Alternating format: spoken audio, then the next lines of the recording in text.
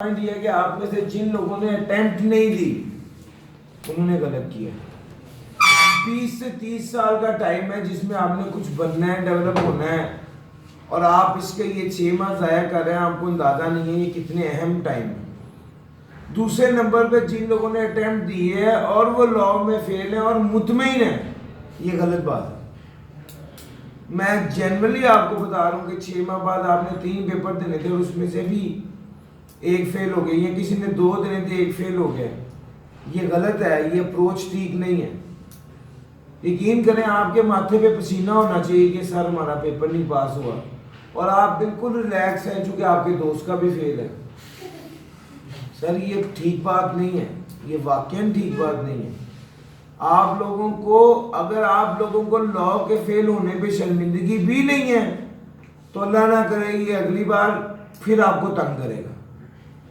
हमने ऐसे स्टूडेंट्स देखे हैं जो 5 बार 6 बार लॉ में फेल हो चुके हैं और बड़े मुतमईन हैं, क्योंकि उसके और भी दोस्त हैं जो 5 बार फेल हो चुके हैं। सबसे पहली बात तो ये कि आपका पेपर पास नहीं हुआ, आपके चेहरे पे कोई शर्मिंदगी, कोई परेशानी हो कि हमारा पेपर ही नहीं पास हुआ। पहली तो बात, यानी मुझे ये हैरत होती है इस बात पे कि आपको उस पर शर्म भी नहीं है कि आप फेल हो गए लॉ में। बड़ी सीरियसली मैं आपको कह रहा हूँ, डांट के कह रहा हूँ, मुझे दुख होता है कि आप मुतमईन है कि नहीं पास हुआ। यार अजीब बात है। आप ऐसे ना समझे कि बहुत से बच्चों ने पास किया भी है, ये ना समझे पास नहीं हुआ था। इस चीज को महसूस करें कि मेरी तरफ से कमी है। अगर ये महसूस नहीं करेंगे तो ये पेपर नहीं पास होंगे। दूसरे नंबर पे, अच्छा आप ये कहते हैं कि कम बच्चों ने पेपर पास किया लॉ का, या परसेंटेज कम आई है। जितने परसेंट बच्चों ने तैयारी की थी वो पास हुए हैं, बाकी बच्चों ने अप टू द मार्क तैयारी की ही नहीं थी, वो पास नहीं हो पाए। इतनी सी बात है। अपने दिल को पे लाने के लिए सर इस बार तो 26% रिजल्ट आया लॉ का, तो जाहिर बात है मैंने भी फेल ही होना था। ये गलत बात है, मैं आपको बार बार कह रहा हूँ। फिर कुछ बच्चे, अभी पिछले सेक्शन में एक स्टूडेंट था, कहता सर मुझे आई कैप ने फेल कर दिया।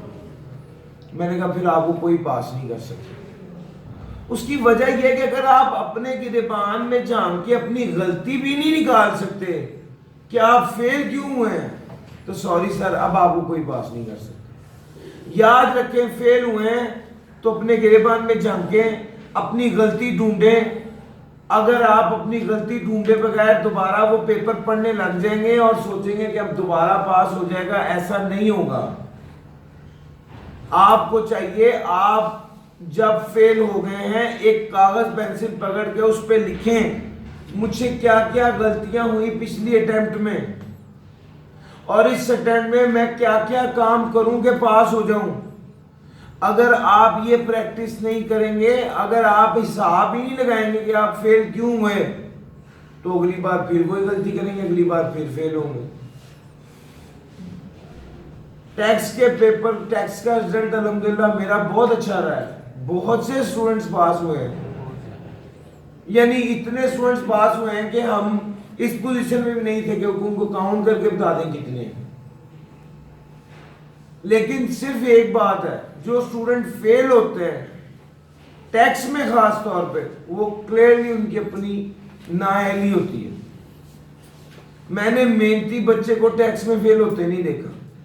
टैक्स में वो बच्चा फेल होता है जो तैयारी नहीं कर रहा होता, जो साथ साथ नहीं पढ़ रहा होता। अच्छा, मुझे एक बार एक स्टूडेंट आया, आके कहने लगा सर आपने तो हमारे साथ बड़ा धोखा किया। मुझे बड़ा बुरा लगा कि यार मैं अब पूरी ईमानदारी से पढ़ाऊंगा, कोई बच्चा आके मुझे इस तरह ही कह दे कि आपने धोखा किया। मैंने कहा जी मैंने क्या धोखा किया? कहता है सर आप क्लास में पढ़ाते थे, इतना आसान लगता था, हम घर जाके पढ़ते ही नहीं थे। अब ये जब कानून सारे इकट्ठे हुए हैं तो कोई याद ही नहीं रहता। तो मैंने कहा यार I take it as a compliment, मैं तो इसको कॉम्प्लीमेंट के तौर पे लेता हूं। इससे अच्छा और क्या है कि आपको वो मुश्किल सब्जेक्ट आसान लगे।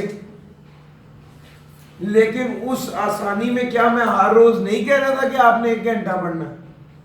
अब अगर आपने मेरी बात नहीं मानी और वो कानून जो कतरा कतरा बन गया अब समंदर बन गया और अब आपसे वो हैंडल नहीं हो रहा, सर याद रखिएगा सबसे अहम चीज जो सीए में दरकार है, इवन हार्ड वर्किंग से भी अहम, वो कंसिस्टेंसी है। यार हर रोज 1 घंटा पढ़ो, हर रोज 1 घंटा पढ़ो, और यकीन करो वो बहुत अहम है, खास तौर पे टैक्स के हवाले से, कि यार वो छोटा छोटा एरिया जो आपको करवाता हूँ वो आपको करना चाहिए।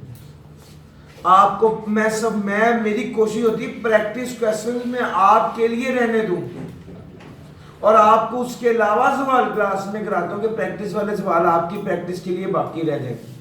अब अगर आप वो सवाल खुद से ना करें तो उसमें टीचर क्या कर सकते हैं। मैं बस आपको यही बात ही कहूँगा कि प्लीज आप लोग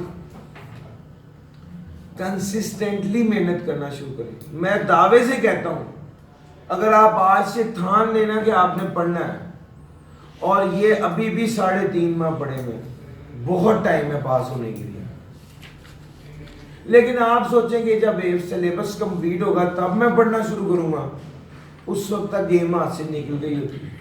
फिर आप पास करके 40 लेके भी कहते हैं मेरे 40 आ गए यार माशाल्लाह की फायदा भाई, ऐसे नहीं होता, ऐसे नहीं करना आपने, ये बाद में पछतावा ही रह जाता है। मैं आपको यही रेकमेंड करूंगा साथ साथ पढ़े, रोज का रोज पढ़े। हम अपने तौर पे कोशिश करते हैं आपको साथ लेके चले, आप अगर साथ के साथ प्रैक्टिस नहीं करते, टेस्ट नहीं देते, ये प्रॉब्लम है मेनली। अच्छा जनाब, अब हमने इनकम फ्रॉम प्रॉपर्टी